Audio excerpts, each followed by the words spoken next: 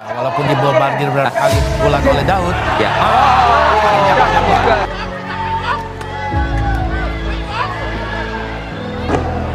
Oh,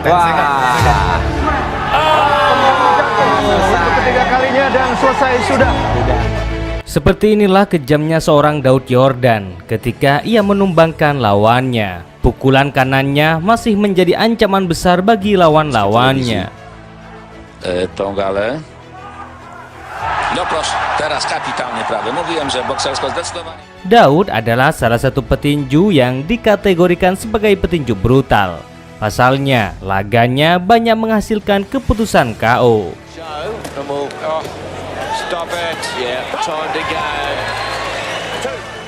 Terhitung dari 42 kemenangannya, 30 kali ia raih dengan KO. Dari total laga, 47 kali. Dari rekor itu pula, ini menjadi bukti bahwa Daud adalah petinju paling kejam dibanding petinju Indonesia lainnya. Daud with multiple shots at Rachana. Rachana holds on tight. Salah satu bukti kebrutalan Daud yakni ketika ia melawan petinju kejam dari Filipina, yakni Lorenzo Villanova. Pasalnya, dari 22 laganya, 21 kemenangan itu ia raih dengan KO. Bahkan Daud di awal laga berhasil ditumbangkan. Zaczął świetnie Daud Yordan. Ale teraz już pierwszy, proszę Państwa, lewy sierpowy. Namun Daud malah mampu membalasnya saat di ronde kedua. Skontrował prawym podbródkowym. To jest naprawdę wysokiej klasy akcja, ale teraz proszę Tongale. No proszę, teraz kapitalnie prawy. Mówiłem starciu i teraz może zapłacić za to najwyższą cenę. Jest kontra, tak jest. Zapłacił. To już po walce, proszę Państwa. Salah satu kunci di balik kejamnya seorang Daud yakni ia memiliki gaya bertinju fighter, di mana ia berani menusuk lawannya dengan resiko tinggi. Gaya tinju itu juga diterapkan oleh petinju hebat lainnya seperti Mike Tyson.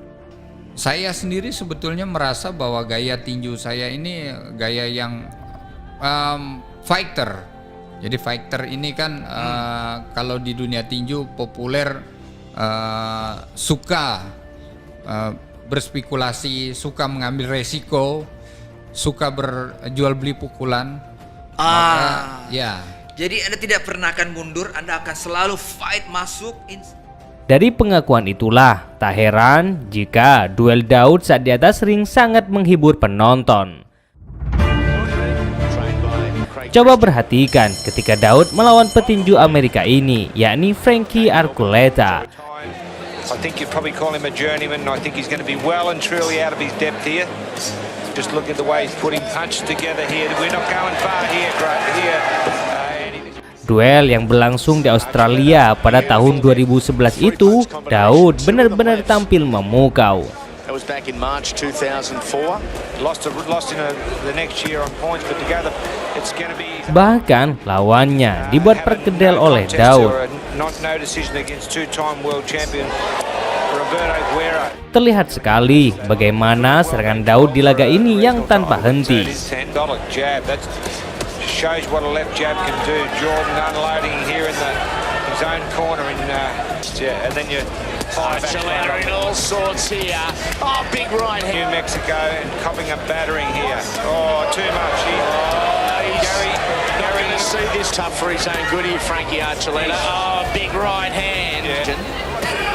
Gary could stop there. Look at this. Dan di ronde keempat inilah lawannya akhirnya menyerah setelah 2 kali dapat ditundukkan. Stop it. Yeah, time to go. No quit in this Mexican, but Gary. And down again. Yeah, rightfully so. Termasuk duel melawan petinju Thailand ini, yakni Kaumane. Di laga ini, Daud membuktikan bahwa ia adalah petinju brutal.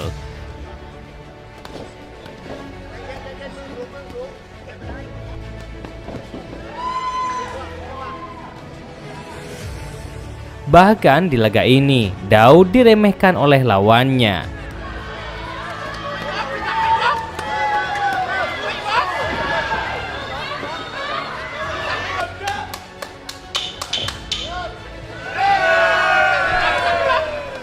yang akhirnya ia malah mendapat karmanya.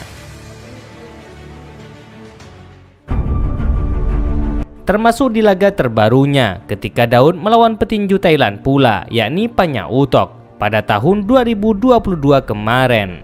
Di laga ini, Daud masih menjadi ancaman besar meski usianya sudah tidak muda lagi. Dan juga dia ingin menyampaikan salam. Jordan versus Panyaotok, selamat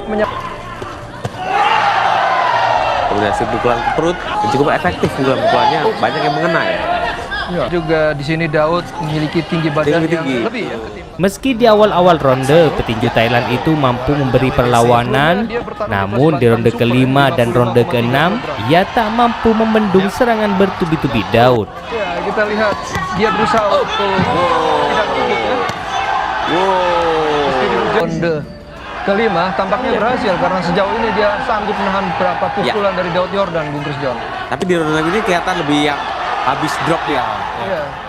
Yang akhirnya di ronde ke-6 inilah ia tumbang juga. Oleh Daud. Ya.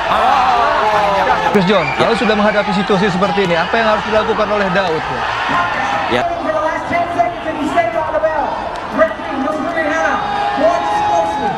Tiga 30 detik kok. Ya. Ya bangkit. Oh, 10 second. Untuk ketiga kalinya dan selesai sudah. Termasuk laga ini yang menjadi bukti jika Daud adalah petinju brutal. Kala itu ia melawan petinju Rusia yang cukup tangguh, yakni Pavel Malikov. На кону стоит пояс WBO Intercontinental. Его соперник из Индонезии Дауд Йордан очень серьезный. Dan benar di ronde pertama ini Malikov sukses memberi perlawanan yang sengit. Функционал должна быть очень хороший у него. Двойка от Павла Маликова. Хороший джеб в исполнении Маликова и хорошая серия по защите, но тем не менее за первый раунд. Вот взрывается. Опасная двойка от Йордана. Да, он умеет, он знает, как это делается. С раунда вот так и Йордан тоже взрываться. Вот как сейчас хорошо на. Tak terkecuali di ronde kedua, Malikov masih terus menggempur Daud. Напомним, что победитель поединка. Он часто выезжал и в США, и в другие страны. Геррера после первого, по-моему, Хорошо сейчас оттянулся после левого прямого и добавил. Он работает. Он уже включился, он работает и... У Павла Маликова. Хорошее попадание. Да, есть. Да, и потрясен Йордан. И попал на опережение Маликов.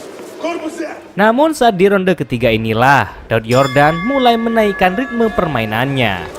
Третий раунд из 12 запланированных. Павел Маликов. Идти вперед Дауд Йордан. Оказывает давление. Dan duel ini kini semakin sengit. Ударом Маликова.